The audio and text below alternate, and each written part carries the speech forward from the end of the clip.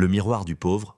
Dans un petit village du sud, entouré de champs d'arachides et de grands manguiers, vivait un jeune homme nommé Amadou. C'était un garçon courageux, travailleur, respecté de tous. Mais Amadou avait un défaut, il aimait qu'on le voie faire le bien. Chaque fois qu'il aidait quelqu'un, il le racontait à tout le monde. Quand il offrait un repas à un pauvre, il s'arrangeait pour que tout le village le sache. Et lorsqu'on lui demandait pourquoi, il répondait toujours « Si je ne parle pas de mes bonnes actions, qui saura que je suis un homme de valeur ?» Les anciens se taisaient, ils savaient que le bien véritable n'a pas besoin de spectateurs. Un soir, alors que le soleil disparaissait derrière les collines rouges, un vieil homme arriva au village. Il portait un long bâton, un sac en peau et un petit miroir enveloppé dans un tissu blanc. Les villageois l'accueillirent avec curiosité, il avait l'air d'un sage.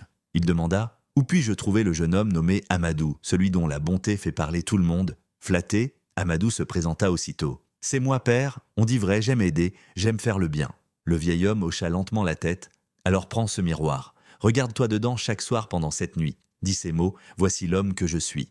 Et au bout de 7 jours, viens me voir. » Amadou accepta avec fierté, croyant que le vieux voulait le féliciter. La première nuit, il s'assit dans sa case, alluma sa lampe et regarda son reflet dans le miroir. Son visage brillait, fier et sûr de lui. Il murmura « Voici l'homme que je suis. » Et il se coucha satisfait. Mais la deuxième nuit, son reflet devint flou, comme troublé. Et au moment où il répéta sa phrase, une voix légère murmura dans son esprit « Donnes-tu pour aider ou pour être applaudi ?» Amadou sursauta. Il chercha autour de lui. Personne. Il pensa qu'il avait rêvé. La troisième nuit, l'eau du miroir s'assombrit. Et la voix revint, plus claire « Tu veux qu'on t'aime, mais ton cœur cherche la gloire. » Effrayé, Amadou posa le miroir et se coucha s'endormir. Le lendemain, il découvrit que son champ avait été ravagé par un vent soudain. Il comprit que ce n'était pas un hasard. Le 4e jour, sur la route du marché, Amadou croisa un vieil homme aveugle. Assis au bord du chemin, il tendait la main. « Mon fils, j'ai soif. Donne-moi un peu d'eau. » Amadou regarda autour de lui.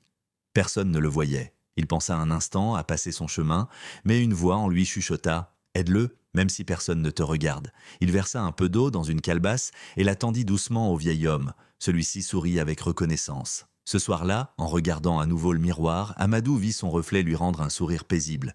Et la voix intérieure lui dit « Aujourd'hui, ton cœur a parlé avant ta vanité. » Les jours passèrent et Amadou retourna voir le vieil homme. « Père, ton miroir m'a fait peur, mais il m'a aussi ouvert les yeux. » Le sage sourit. « Le miroir ne t'a rien dit, mon fils.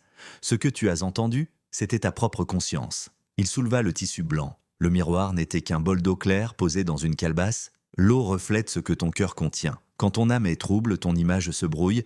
Quand ton cœur est sincère, tout devient limpide. Amadou resta silencieux, les yeux remplis de larmes. Ce jour-là, il comprit que le bien qui se montre perd sa valeur, mais le bien qui se tait illumine le cœur. Depuis ce jour, Amadou continua d'aider, mais sans rien dire. Il partageait, priait et travaillait dans la discrétion. Et bientôt, le village commença à le respecter, non pour ses paroles, mais pour sa paix intérieure. La vraie bonté n'a pas besoin de spectateurs. Celui qui agit pour être vu reçoit des regards, mais celui qui agit en silence reçoit la paix du cœur. N'oublie pas de t'abonner pour plus de contenu de ce genre, like et partage cette vidéo à tes amis. N'oublie pas de dire ce que vous en pensez de cette histoire dans les commentaires.